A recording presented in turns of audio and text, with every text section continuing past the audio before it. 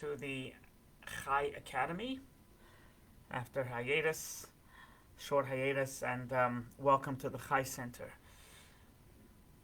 Today's class is timely, even though it's part of the Holocaust series, and you can find all other classes, and especially classes on the Holocaust, which is our most recent course at thechaicenter.com/academy, or on youtube.com and put in the search Chai Academy.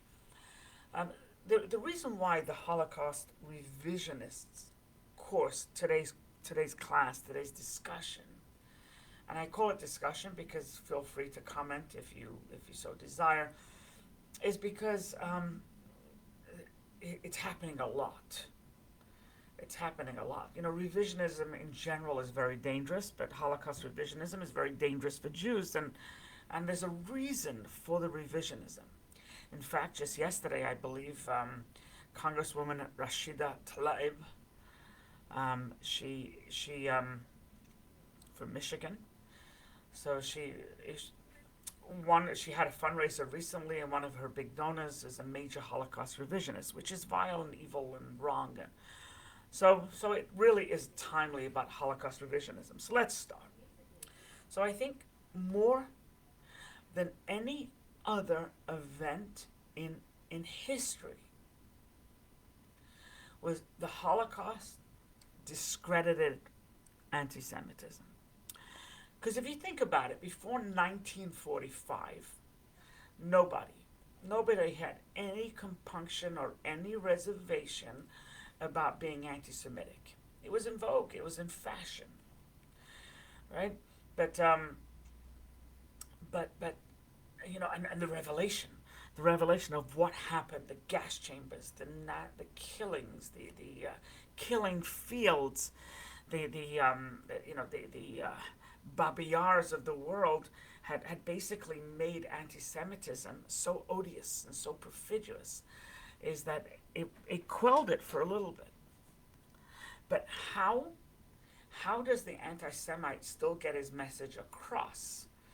And remember, the Holocaust was worldwide. It received worldwide coverage. So how does the anti-Semite get his anti-Semitism across in such an environment of post-Holocaust?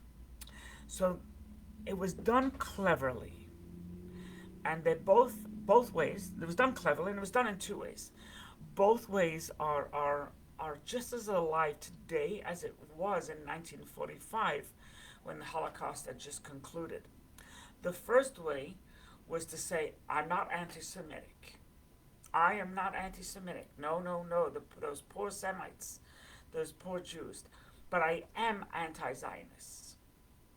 So that was the first way to couch their anti-Semitism. And even today you hear nonsense. Oh, I'm not Raja polluted waters, or Ahmadinejad, the former president of Iran. He said he's not anti-Jewish, he's just anti-Zionist. So they couched it in those terms. The other way was, you know what? The Holocaust never happened. Or it didn't happen the way you said it happened. So one way was to just not talk about Jews at all, just talk about Zionism and how you're anti-Zionism, which is really what's going on now in the biased media, in Muslim lands, and by certain members of Congress, Jesus and Shalom. And the other way is to basically to ignore that it ever happened, right? And this was primarily done, by the way, in the beginning. It was primarily done by Muslims, and it was primarily and communists. But they had a problem. To just say the Holocaust never happened is a problem, because you had so much evidence. You had pictorial evidence. You had testimony from thousands of people. You had books and pamphlets and movies and videos, etc. So you can't deny the Holocaust, right? So what they did was, instead of denying it, plan B was something called revisionism, right? Where no, we don't deny that it happened. We just disagree with what you're saying it happened. And if you take for example a fellow, he was a professor. His name was Arthur Butz, Butz, and he was a butt. He was a tush, and I'm saying that nicely. So he was a professor, I believe, at Northwestern University in Chicago, in Illinois, and he wrote a book, and this book was called Hoax of the Century. So this Professor Arthur Butz, and it says basically that the Holocaust never happened, and he says, now we can't argue with fact that the Jews in Europe have been decreased by a great degree. So how did Professor Butz explain the reduction of Jews in Europe? He said they ran and they were accepted in secret, clandestinely, to the United States. And the United States absorbed the Jews. They weren't killed. They were just absorbed because of persecution. So the United States absorbed them, or they ran behind the Iron Curtain. They ran into Russia, where they were safe. But the Holocaust never happened. There was no 6 million, etc. So that was the first, basically, knife stab in the heart of to add insult to injury to those that suffered through the Holocaust, to say it never happened. And yes, there was anti-Semitism. Yes, there was persecution. But no, they didn't die in numbers. They ran and they were absorbed and saved. It's interesting. His book, his dastardly book, right? The hoax of the 20th century led to a whole institution being formed. This institution was formed. It's a Californian institution, and it basically, it says the Institute of Historical Review. And basically they posited that the Holocaust didn't happen, and it says it says that there was no concentration camps. It just didn't exist. There was no orderly killing of Jews. And this Institute of Historical Review actually was so confident in their thoughts, and that they said, we will award $50,000 to anybody that can prove without a shadow of doubt that the Holocaust happened. So along came a Holocaust survivor, and he proved without a shadow of doubt, through empirical evidence, that the Holocaust happened, and he demanded his $50,000, and they refused to pay. So this Holocaust survivor sued the Institute, and he won, and he was awarded $50,000. So I'm sure they recanted that pretty quickly. And then I mean, there were so many. There was a French professor. He was actually a neo-Nazi, and his name was Robert Farisson, and he wrote a book. And basically that he said that there was never the 1.5 million Jews that were gassed in Auschwitz was just not true. It's not true, and I forget the name of his book. His name was I just forget it right now. Maybe if somebody knows, they can share. But he said it never happened. The 1.5 million people that were gassed in Auschwitz never happened, and he was fired which is a good thing. He was fired from his job as a professor. Now that got a lot of turmoil because there was protests outside the French university where he was a professor that said freedom of speech, freedom of speech, freedom of speech. And one of the protesters was this self-hating piece of garbage called Noam Chomsky. You may have heard of him. So Noam Chomsky, and it's no surprise that he protested. Noam Chomsky has been a self-hater for as long as probably from the minute he came out of the womb. And Noam Chomsky says, no, I am not protesting what he said. I am protesting academic freedom. Freedom of choice to speak what you want on an academic campus. So that's what Noam Chomsky the jerk. Now, it's interesting. He was actually pressed by the media. So they asked him, said, Mr. Chomsky, or Professor Chomsky, he was, I believe, his literature. I believe he's a professor of literature. They said, Mr. Chomsky, are you saying the Holocaust never happened or the Holocaust did happen? To which Noam Chomsky always said, I don't have a view on that. That's just to show you what a piece of garbage he is.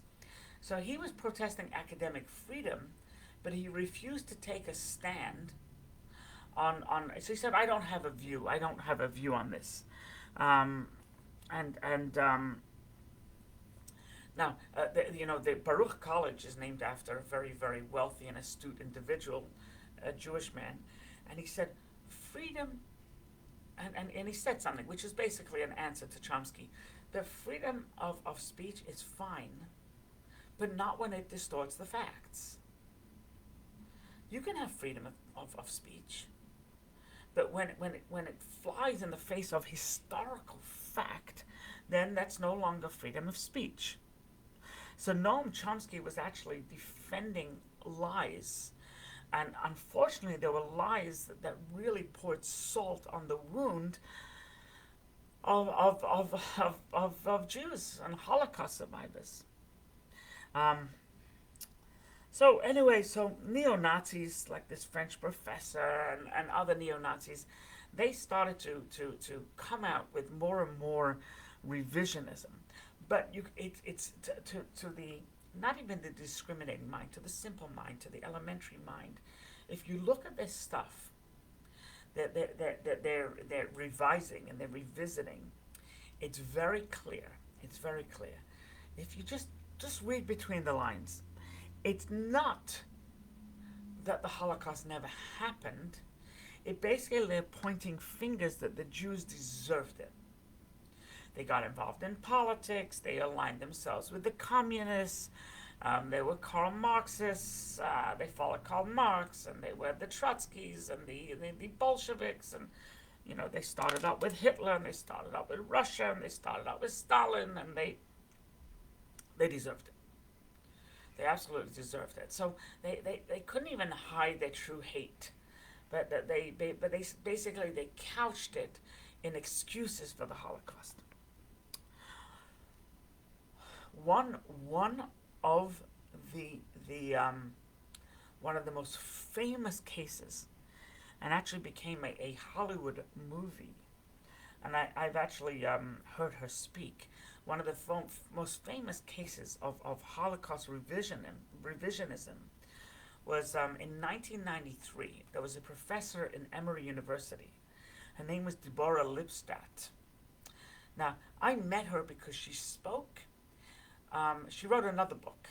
She wrote a book. It's called book when she was professor at Emory. It's called Denying the Holocaust. She wrote another book which is how I met her, was the case for the mechitza, the case for the divide in a synagogue between men and women. So basically, I think it was a father or a grandfather wanted the mechitza up, the division. He said this is based on the Holy Temple, that they had a separation between men and women, and the synagogue sued him. He was the rabbi, and he countersued, and she wrote a book about his countersuit and how he won. So that's how I met her. But she published a book called Denying the Holocaust. Her other book is The Case for the Mechitza. But let's focus on this one, Denying the Holocaust. And it was a book dedicated to exposing Holocaust revisionism and anti-Semitism. And she criticized many, many Holocaust revisionists. One of them, who she criticized, was a British author, and his name was David Irving. Now, David Irving had published over 30 books on World War II. He was considered an expert in World War II. And she called him a Holocaust revisionist, a liar, a man who distorts the facts, and she said he is a dangerous spokesperson for Holocaust revisionism. Now, Irving, remember, was considered the authority on the Holocaust. So he sued Lipstadt. He was a British author, and he sued her in England. So Lipstadt, who lived in Georgia, I believe, had to defend herself in England. So she came to England, United Kingdom, and she hired a British team. She hired some American advisors, and they basically went to the Queen's Bench. It went to the highest court of the land. And there was a fascinating lawsuit of, did the Holocaust happen or not? He was maintaining that she took a shot at his integrity, and he had every right to write what he wrote. And she sought to prove that the Holocaust did happen. And he couldn't find the movie. I don't remember what the movie is called, but she basically proved. She brought artifacts. She even found a piece of barbed wire that surrounded Auschwitz that she brought to court. And I don't think she was allowed to talk in court. The barristers and those with the wigs were the only ones that admitted were allowed to talk. And it went back and forth, and she won. And so his argument of severely damaging his authenticity and his reputation, and was it concluded with Judge Gray, Charles Gray, I think his name was. Charles Gray said, in the end, and it was a massive victory for Holocaust survivors, who, by the way, hated her. The Holocaust survivors told her that if you lose this case, we're done. You've just, so the immense pressure this woman was under. She's truly a heroine. So Judge Charles Gray turned to David Irving, may his bones rot. She told him that you are an anti-Semite, right? You are a vile individual that has distorted facts in order to make Hitler look good. And he said, yes, and you can be classified as a racist and a bigot, and you have no business being in writing history books. It was such an incredible victory for Holocaust survivors, Deborah Lipstadt. It was such an incredible victory. And once again, I believe Netflix or some other, Hulu's or Amazon has her story. That even the New York Times printed the story on their front page. It's probably the only time, that they've been at conciliatory, was because it was a victory that could not be overlooked. When she was in England for that time, she had her life threatened. The headlines in the British tabloids and the British papers were all against her, that she was taking on the British establishment, so to speak, Susan has the book. Yeah, I never read the book, but I read The Case of the Mechitz. I saw the movie. I was on a plane and I saw it. Brilliant movie. And so the New York Times actually printed it on their front cover, which is mind-boggling. Here's the problem, is that every year the Holocaust revisionists get bolder and bolder and bolder. And the problem is the Holocaust survivors are becoming fewer and fewer. They estimate that by the year of 2025, now we're in 2021, by the year of 2025, there will be no more Holocaust survivors. There'll be no more first-hand accounts of living people who can tell us, look us in the eye. Irving Roth, right? He was one of my heroes. He just died at 90 years old. We had him speak here. He just died. And he was Irving Roth was a spokesperson for many Holocausts, for the Tolley Holocaust Memorial Center, for the Nassau County Holocaust Memorial Museum. He was a speaker, and he dedicated his life to go to schools, etc. He passed. He's passed. So it's by 2025, it's gonna be over. So it's important. It's important that they document as much as they could from first-hand accounts. And Steven Spielberg, he's a righteous man. Steven Spielberg, with the Spielberg Foundation, he undertook the effort. He undertook the effort to film as many Holocaust survivors as he could. And as you know, the Holocaust survivors did not want to speak. The horrors were too great. And if you're a second generation, if you had parents who lived in the Holocaust, they kept their mouths shut for years. And it was only later on that they began to speak. And so Steven Spielberg felt that he has an opportunity and a moral obligation as a producer. So he came up with the Steven Spielberg Foundation came up with an idea to film as many Holocaust survivors as they can. So he hired crews, many amounts of crews, and they filmed, and they have thousands upon thousands upon thousands of first-hand interviews and of Holocaust survivors, and it's so vastly important. Now we have in this latest war with Israel, we have the Holocaust revisionists are rearing their ugly head. Whether you agree with the war in Israel or not, this is not right now the discussion. The Holocaust shouldn't be used as a pawn, right? Many, Ilan Omar is one of them, who said that the only reason why the Holocaust got traction is because it allowed the Jews to get land, to take away land from the Palestinians. It's not true. It's not true. What is true is the difference between Holocaust now, potential Holocaust now, versus the actual Holocaust back then is Israel. That now we have a place to run, but that's the only difference. We have to